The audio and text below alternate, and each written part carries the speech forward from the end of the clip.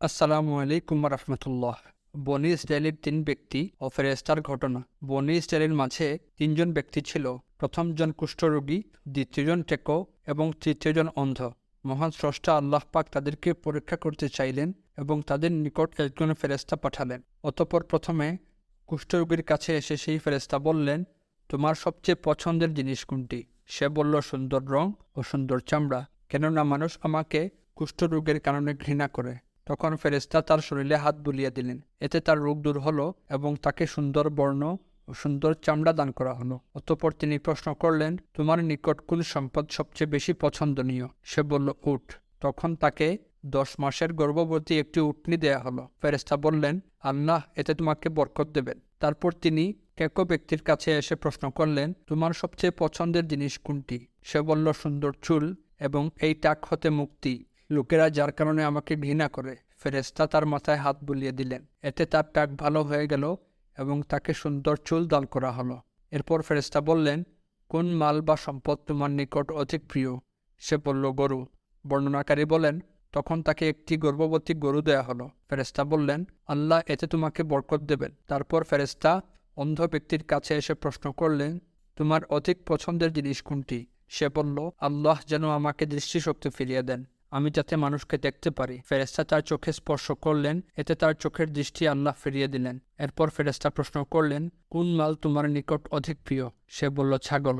তখন তাকে এমন ছাগল দেয়া হলো যা অধিক সংখ্যক বাচ্চা দেয়। তারপর প্রথম জনের উট, দ্বিতীয় জনের গরু এবং তৃতীয় জনের ছাগলের বাচ্চা হলো। ফলে একজনের উটে ময়দান ভরে গেল, অপরজনের গরুতে মাঠ পূর্ণ হয়ে গেল এবং আর একজনের ছাগলে উপত্যকা ভরে গেল। তারপর তাদের পরীক্ষা নেওয়ার জন্য আবার সেই ফেরেশতা কুষ্ঠরোগীর কাছে তার প্রথম রূপ ধারণ করে এসে বললেন, আমি একজন মিসকিন, সফরে আমার সব কিছু শেষ হয়ে গেছে। আজ আল্লাহ ব্যতীত কেউ নেই যার সাহায্যে আমি আমার গন্তব্যে পৌঁছাতে পারি। যে আল্লাহ তোমাকে সুন্দর বর্ণ, সুন্দর ত্বক ও সম্পদ দিয়েছেন, সে আল্লাহর নামে তোমার নিকট আমি একটা উট চাইছি যার সাহায্যে আমি গন্তব্যে পৌঁছাতে পারি। সে বলল, আমার উপর অনেকের অধিকার রয়েছে, আমি যেতে পারবো না। ফেরেশতা বললেন, তোমাকে বোধহয় আমি চিনি। তুমি কি কুষ্ঠরোগী ছিলে না? লোকেরা তোমাকে কি ঘৃণা করত না? তুমি না নিঃস্ব ছিলে? অতঃপর আল্লাহ তোমাকে সম্পদ দিয়েছেন। সে বলল, এই সম্পদ তো আমি উত্তরাধিকার সূত্রে পূর্বপুরুষ থেকে পেয়েছি। তিনি বললেন, তুমি যদি মিথ্যাবাদী হও তাহলে তোমাকে যেন আল্লাহ আগের মতো করে দেন। এরপর তিনি টেকো ব্যক্তির কাছে তার প্রথম রূপ ধারণ করে এসে প্রথম লোকটিকে যা বলেছিলেন তা বললেন এবং সেও একই উত্তর দিল যা পূর্বের লোকটি দিয়েছিল।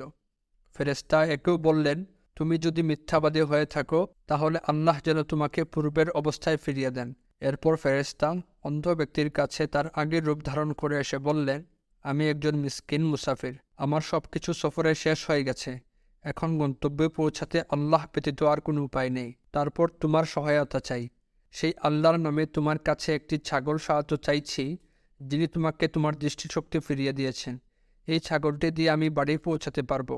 লোকটি বলল, আমি অন্ধ ছিলাম, আল্লাহ আমার দৃষ্টিশক্তি ফেরত দিয়েছেন।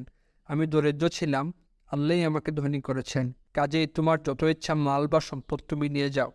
আল্লাহর শপথ, মহান আল্লাহর ওয়াস্তে, আজ তুমি যা কিছু নেবে তার জন্য আমি আজ তোমার নিকট কোনো প্রশংসাই দাবি করব না। ফেরেশতা বললেন, তোমার সম্পদ তোমার কাছেই রাখো, তোমাদেরকে শুধুমাত্র পরীক্ষা করা হয়েছে।